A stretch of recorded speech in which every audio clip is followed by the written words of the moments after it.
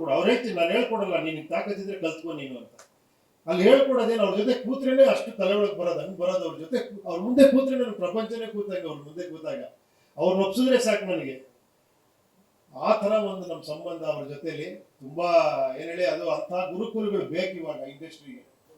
ಅಂದ್ರೆ ಅಂಥ ಒಂದು ಗುರುಕುಲ ಅದು. ಅದಕ್ಕೆ ನೋಡಿ ಎಂತೆಂಥವ್ರು ಬಂದ್ರೆ ಅಲ್ಲಿಂದ, ದೇಸಾಯಿ ಅವರು, ಮನೋಹರ್ ಅವರು, ಸುರೇಶ್ ಹೆಬ್ಳಿಕರ್ ಅವರು, ಆ ಟೈಮಲ್ಲಿ ಅವರು ಮಾಡಿದ ಅಪರಿಚಿತ ಅಂತ ಅದ್ಭುತ, ಎದ್ದು ಕ್ಲಾಪ್ಸ್ ಹೊಡೆದ್ಬಿಟ್ಟಿದಂತ ಅಂತ ಪಿಕ್ಚರ್. ಫಸ್ಟ್ ಟೈಮ್ ಮಾತ್ರ ಸಸ್ಪೆನ್ಸ್ ಹಾರರ್ ಸಿನಿಮಾ ಮಾಡಿದವರು. ಅದಾದ್ಮೇಲೆ ಕಂಪ್ಲೀಟ್ಲಿ ಜಾನರ್ ಶಿಫ್ಟ್, ಕಾಮಿಡಿ.